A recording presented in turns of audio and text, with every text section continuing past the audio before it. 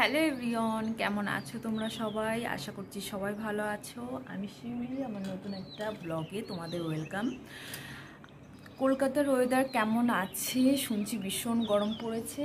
আমরা কিন্তু ভালোই আছি। এখন হচ্ছে বৃষ্টি, জম্মুতে এখনও ঠান্ডা আছে হালকা হালকা। অনেক জামা কাপড় ছিল, সেগুলো আর ধুতে পারলাম না। চলো যাই। তোমাদের দাদাভাই আবার 12টা থেকে যাবে ডিউটি। কি রান্না বান্নার কি আয়োজন করছি তোমাদের সঙ্গে একটু শেয়ার করি। কি রান্না করব সেটাই ভাবছিলাম। তো এখন রান্না করব শুক্তো। নাড়ু খেয়েছিলাম, সেটাই লেগেছিলাম। তার জন্য যা যা ছিল আমার কাছে কেটে নিয়েছি, মানে আলু, গাজর, সজনে ডাঁটা, উস্তে, বেগুন, এই কটা সবজি ছিল আমি নিয়ে নিয়েছি। এদিকে আমার নতুন কড়াই নিয়ে নিয়েছি। এখন ঝটপট সবজিগুলো ভাজবো আর করব ভেন্ডি আলু ভাজা। এটাই হয়ে যাবে। বাবুর জন্য ওইখানে বসিয়েছি ডিম সিদ্ধ। চলো ঝটপট তাহলে রান্নাটা শুরু করি।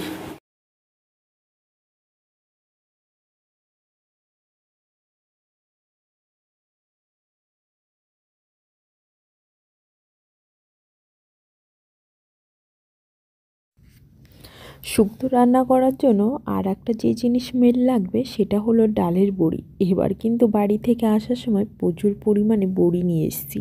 মানে প্রথমে আমি বাজার থেকে যখন মুদিখানা বাজারগুলো করছিলাম তখন কিন্তু বড়ি নিয়েছিলাম।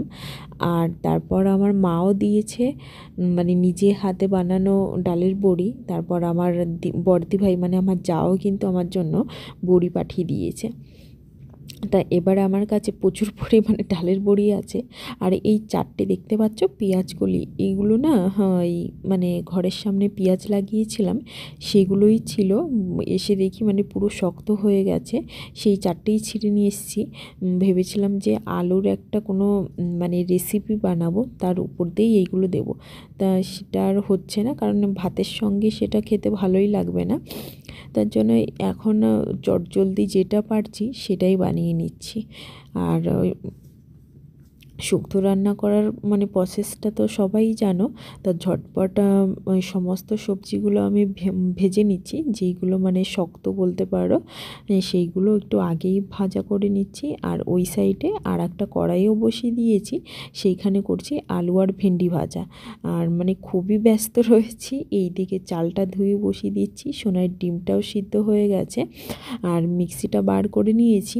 আর একটু দুশ্চিন্তায়ও রয়েছি, কারণ দুজন মানুষের শুক্তো রান্না, সামান্য পরিমাণে একটু রাঁধুনি, সেটা আবার গুঁড়ো হবে কি না সেটাই ভাবছি শুক্তোর মধ্যে না একটু পোস্তও দেব। আগের দিন যখন বাড়ি রান্না করেছিলাম সবাই বলছে যে নাকি ওর মধ্যে একটু পোস্তও দিতে হয়, কিন্তু আমি যখন ফোনে রেসিপিগুলো ফলো করেছি কেউ কিন্তু দেয়নি। তা ভাবলাম যে ঠিক আছে, হ্যাঁ গুরুজনদের কথা মেনে একটু দিয়েই দেখি কেমন লাগে। যেমন রাঁধুনি তেমন পোস্ত, আর সামান্য পরিমাণে আদা। এতক্ষণ পেস্ট করার পরেও কিছুতেই পেস্ট করা হলো না। মানে তারপর তো তোমাদের সেই ভিডিওগুলো মানে আমি করিনি, কারণ রান্নাঘরটার অবস্থা এত ছাড়ানো বড়ানো ছিল যে তোমাদের দেখানো হয়নি। বাইরে থেকে একটা ছোট পাথর এনে তারপর মিক্সি থেকে সমস্ত রাঁধুনি আর মানে কি বলে পোস্ত বার করে সেটাকে স্ল্যাবের উপর রেখে বেটে তারপর বহু কষ্টে রান্না করেছি।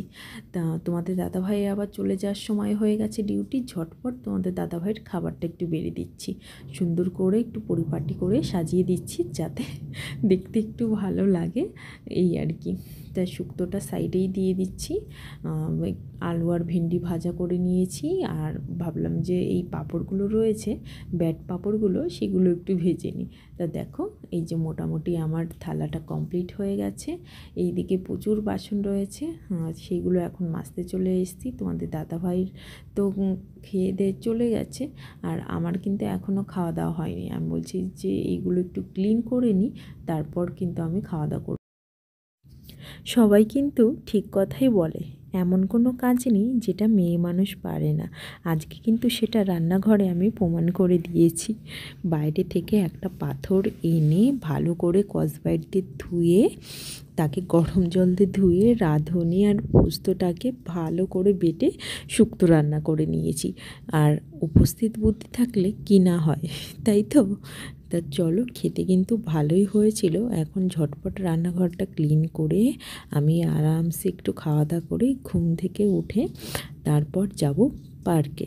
মানে বাবুকে একটু বাইরের দিকটাও তো একটু ঘোরাতে হবে, কারণ যেহেতু এতদিন বাড়ি ছিল, সবার সঙ্গে ছিল, আর এইখানে আসার পর কিন্তু ওর মনটা একটু খারাপই হয়ে থাকবে। তাই সেই কথার আর ব্যতিক্রম নেই। আমরা বিকালে সবাই মিলে বেরিয়ে পড়েছি পার্কের উদ্দেশ্যে, একদম ঘরের কাছে, মানে বলতে পারো আমাদের কোয়ার্টারের কাছেই। তো এই দিদিভাই আবার জল নেবে ওইখান থেকে, তার জন্যই হাতে করে জলের ড্রামটা নিয়ে এসছে। এই দেখো, এইখান থেকেই, যাদের ঘরে অ্যাকোয়া নেই তারা কিন্তু এইখান থেকেই পুরো মানে ভালো জলটা নিতে পারে।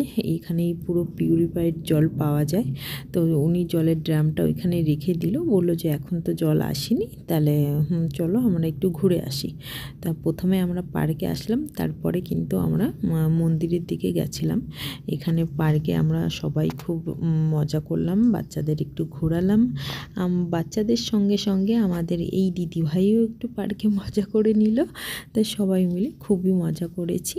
তো তোমাদের ভিডিওগুলো কেমন লাগছে অবশ্যই জানাবে। আমার ভিডিওগুলো ভালো লাগলে প্লিজ আমার চ্যানেলটি সাবস্ক্রাইব করে পাশে থাকবে, আর পাশে থাকা বেল বাটনটিও অন করে দেবে। বাড়ি এসে ভাবছি যে কি করব। তা ভাবলাম যে তোমাদের দাদাভাই বাজার থেকে সবজিগুলো এনেছিল, সেগুলো কিন্তু এখনও সেট করা হয়নি, কারণ এই সবজির ঝুড়িগুলো ধোয়া হয়েছিল না। তাই ভাবলাম যে এইগুলো আর পড়ে থাকবে কেন, ঝটপট সবজির ঝুড়িগুলো ধুয়ে এইগুলো জল ঝরাতে রেখে দিই, তারপর কিন্তু সবজিগুলো সুন্দর করে সাজিয়ে রেখে দেব। তো চলো, আজকের ভিডিওটা এই পর্যন্তই রাখছি। আবারও বলছি, আমার ভিডিওগুলো ভালো লাগলে প্লিজ আমার চ্যানেলটি সাবস্ক্রাইব করে আমার পাশে থেকো।